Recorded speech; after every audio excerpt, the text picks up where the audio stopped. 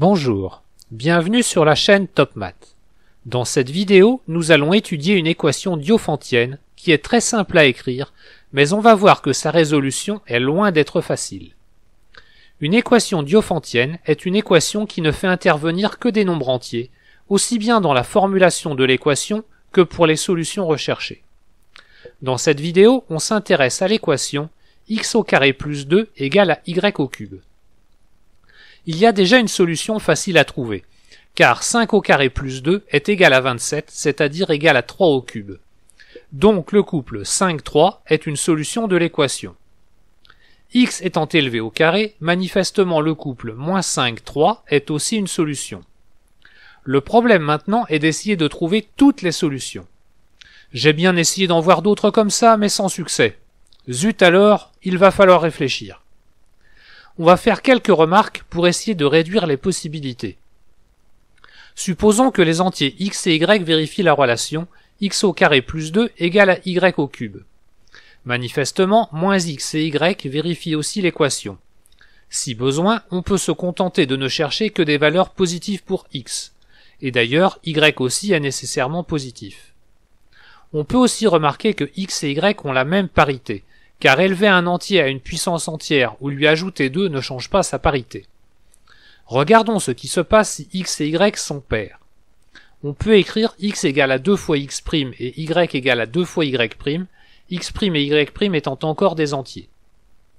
Et en reportant dans l'équation, on obtient 4x' au carré plus 2 égale à 8y' au cube.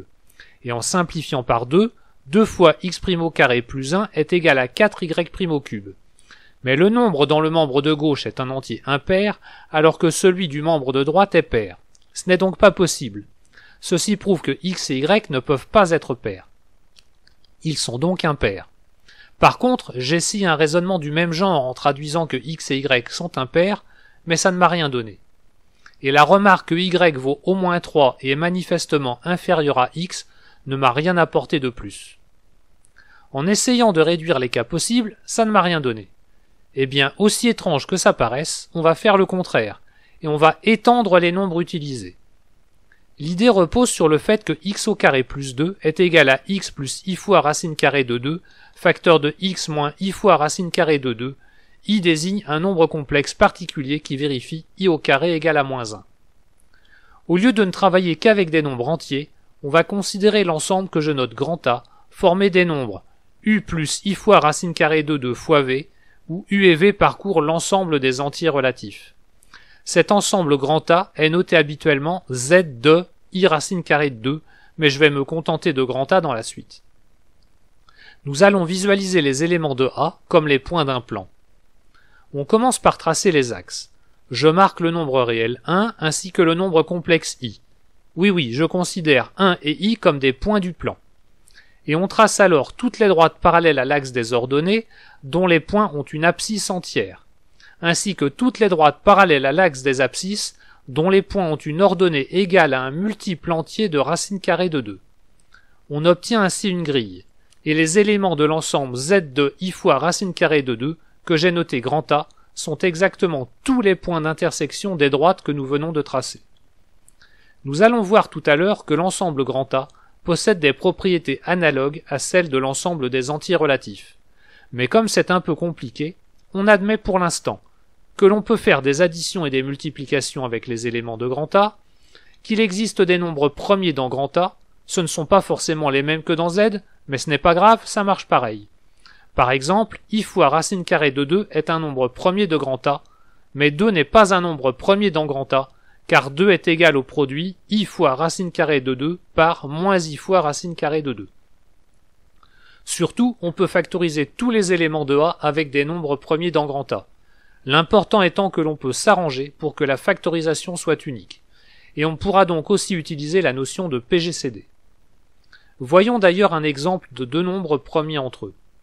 Considérons un entier x impair et posons petit a égale à x plus i fois racine carrée de 2 et b son conjugué égale à x moins i fois racine carrée de 2. A et b sont des éléments de grand A, et nous allons montrer qu'ils sont premiers entre eux dans grand A. Pour cela, nous allons procéder par l'absurde en considérant D un diviseur premier commun à A et B.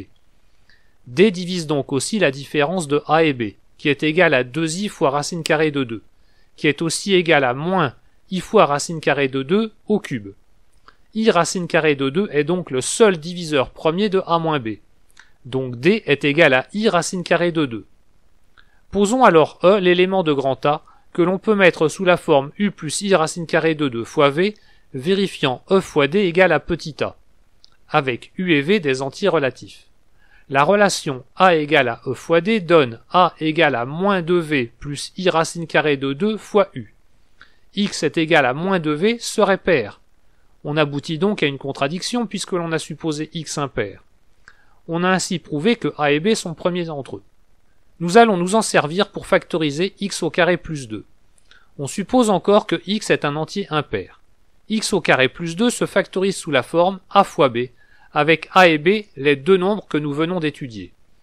A se factorise à son tour dans A sous la forme P indice 1 exposant alpha 1 fois etc. fois P indice K exposant alpha K, où P indice 1 jusqu'à P indice K sont des nombres premiers de grand A, et alpha indice 1 jusqu'à alpha indice K sont des entiers naturels.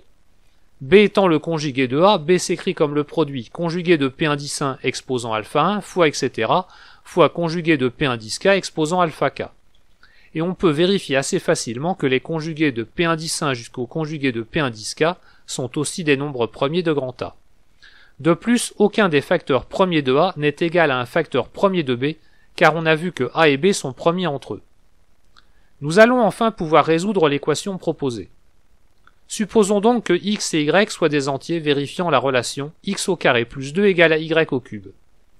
Nous avons déjà fait la remarque que x est nécessairement impair, que le nombre a égale à x plus i racine de 2 se factorise sous la forme P indice 1 exposant alpha 1 fois etc. jusqu'à P indice K exposant alpha K, et B égale à x moins i racine de 2 se factorise sous la forme conjuguée de P indice 1 exposant alpha 1 fois etc. fois conjuguée de P indice K exposant alpha K. Mais comme a fois B est égal à y au cube, y se factorise nécessairement avec les nombres premiers qui interviennent dans A et B. On peut donc écrire y sous la forme P indice 1 exposant bêta 1 fois etc. fois P indice K exposant bêta K fois conjugué de P indice 1 exposant bêta 1 prime 1 fois etc. fois conjugué de P indice K exposant bêta prime K, où les bêta et bêta prime sont tous des entiers naturels. Il suffit alors de réécrire la condition x au carré plus 2 égale à y au cube en remplaçant x au carré plus 2 et y au cube par leurs expressions factorisées. Par unicité de la factorisation, on obtient que pour tout entier j compris entre 1 et k, alpha indice j est égal à 3 fois bêta indice j. Posons alors z égale à p indice 1 exposant bêta 1 fois etc. fois p indice k exposant bêta k, qui est un élément de grand A. Et il vérifie petit a égale à z au cube. En écrivant z sous la forme u plus i racine carrée de 2 fois v, où u et v sont des entiers, en développant le cube on obtient a égale à u au cube moins 6 fois u fois v au carré, plus 3u au carré fois v moins 2v au cube, facteur de i racine carrée de 2. Et en comparant avec l'écriture de a, égale à x plus i racine carrée de 2, on obtient x égale à u facteur de u au carré moins 6 fois v au carré, et 3u au carré moins 2v au carré facteur de v égale à 1. U et v étant des entiers, cette dernière relation impose que 3u au carré moins 2v au carré est égal à v et égal à plus ou moins 1. Mais v ne peut pas être égal à moins 1, sinon 3u au carré serait égal à 1. Il ne reste donc que la possibilité v égale 1, et alors u vaut plus ou moins 1. On retrouve donc ainsi x égale à plus ou moins 5 et y égale à 3. Il n'y a plus qu'à formuler la conclusion. L'équation x au carré plus 2 égale à y au cube admet seulement deux solutions avec x et y des entiers. Il s'agit du couple 5,3 et du couple moins 5,3. Nous allons attaquer maintenant la partie théorique plus difficile, et encore, je ne vais pas tout faire. Vérifions maintenant ce que je vous ai annoncé tout à l'heure, c'est-à-dire que grand A a des propriétés similaires à celles des entiers relatifs. Nous allons commencer par la structure d'anneau. Pour faire simple, toutes les règles de calcul habituelles avec l'addition et la multiplication sont encore vérifiées dans grand A. Pour être plus précis, nous allons vérifier les propriétés suivantes. Les éléments de A sont tous des nombres complexes, ce qui permet d'écrire que A est inclus dans C. Il est très facile de voir que 0 appartient à grand A, et d'ailleurs aussi que 1 appartient à grand A. A est donc non vide. Et si petit a est égal à u plus i racine carrée de 2 fois v, et petit a' égale à u' plus i racine carrée de 2 fois v' désigne deux éléments de grand A, alors petit a moins petit a' appartient aussi à grand A, et petit a fois petit a' appartient encore à grand A. Tout ceci prouve que grand A est un sous-anneau de C. Dans l'anneau A que nous venons de définir, il existe une notion de division euclidienne. On commence par définir une fonction que j'appelle grand N, définie de A dans l'ensemble des entiers naturels grand N, qui a tout élément de A de la forme u plus i racine carrée de 2 fois v, avec u et v des entiers relatifs, associe l'entier naturel u au carré plus 2 fois v au carré, qui n'est autre que le module de u plus i racine carrée de 2 fois v au carré. On a alors la propriété suivante qui s'appelle la division euclidienne. Pour tout élément petit a de grand A et tout élément non nul petit b de grand A, il existe deux éléments Q et R de grand A qui vérifient la relation A égale à B fois Q plus R avec n de R strictement inférieur à n de B. Je vais vous faire voir dans quelques instants que contrairement à la division euclidienne dans Z, il n'y a pas unicité du quotient et du reste. On ne pourra pas parler du quotient et du reste, mais d'un quotient et d'un reste. Voyons tout cela graphiquement, et reprenons la grille que l'on a vue tout à l'heure. Les points d'intersection sur cette grille sont les éléments de l'anneau grand A. Choisissons un élément quelconque petit a dans grand A, et un élément quelconque non nul petit b dans grand A. A et b étant des nombres complexes, le quotient A divisé par b a un sens dans grand C, et donne un nombre complexe situé quelque part dans le plan. Où qu'il soit, il est nécessairement situé dans au moins une cellule formée par la grille. Cette cellule a 4 sommets qui vont être les candidats pour devenir quotient de la division euclidienne. Et nous allons retenir le sommet le plus proche possible de A divisé par B. On peut ainsi visualiser la distance entre A sur B et Q. Cette distance est plus petite que la distance entre le point central et n'importe quel sommet de la cellule, ce qui donne module de A sur B moins Q inférieur ou égal à racine carrée de 3 sur 2. En multipliant cette relation par module de B, puis en élevant au carré, on obtient module au carré de A moins B fois Q inférieur ou égal à 3/4 fois module de B au carré. Et en posant R égal à A moins B fois Q, on obtient n de R strictement inférieur à n de B. On a bien ainsi prouvé l'existence d'un couple QR d'éléments de grand A vérifiant A égale à B fois Q plus R avec n de R strictement inférieur à n de B. Par contre, il n'y a pas unicité, car il est possible de choisir un autre sommet de la cellule et de conserver une distance strictement inférieure à 1 entre A sur B et cet autre sommet. En fait, il y a toujours au moins 2 possibilités, mais dans certains cas, les 4 sommets peuvent faire l'affaire, par exemple si A sur B est au centre de la cellule. Je vais aussi vous dire un mot rapide au sujet des nombres premiers. La première remarque va concerner les nombres inversibles dans grand A. Si on essaie de calculer l'inverse d'un nombre petit a de grand A, on obtiendra un élément de grand A seulement si petit a est égal à 1 ou à moins 1. On définit alors les nombres irréductibles dans grand A. C'est un nombre petit a appartenant à grand A non nul et différent de 1 et de moins 1, et tel que toute factorisation de A fasse obligatoirement intervenir 1 ou moins 1. La définition des nombres premiers est légèrement différente, mais dans notre cas, on peut démontrer que ça revient au même. Par exemple, 5 est un nombre irréductible, car si on essaie d'écrire 5 comme un produit B fois C avec B et C des éléments de grand A, on obtient n de 5 égale à n de B fois n de C. Le cas n de B égale 1 donne B égale plus ou moins 1, et c'est la même chose pour C si n de C est égal à 1.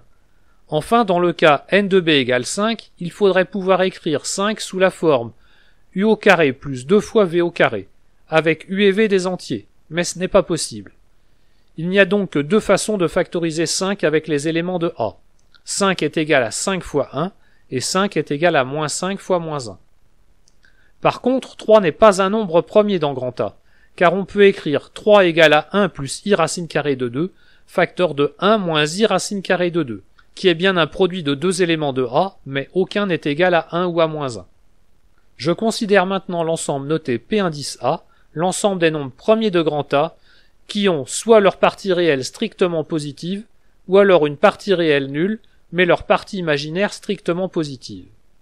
Avec cette notation, on peut donner le théorème de factorisation dans A, qui nous dit que l'on peut factoriser de façon unique tout élément de A avec des nombres irréductibles de A. Pour être plus précis, soit petit a un élément de grand A non nul et différent de 1 et de moins 1, alors il existe un nombre noté epsilon valant 1 ou moins 1, il existe un antinaturel K non nul, il existe des nombres irréductibles dans l'ensemble P1'A, P1'1 jusqu'à P1'K 2A2 distinctes, et il existe des antinaturels non nuls, α1'1, etc. jusqu'à α1'K, tels que A soit égal à epsilon fois P1'1 exposant α1'1, fois etc. fois P1'K exposant α1'K. Et la décomposition est unique à l'ordre près des facteurs. Voilà, cette vidéo est terminée. N'hésitez pas à me laisser des commentaires, à partager mes vidéos et même à vous abonner. Vous pouvez aussi me retrouver sur Facebook. À bientôt sur la chaîne Top Math.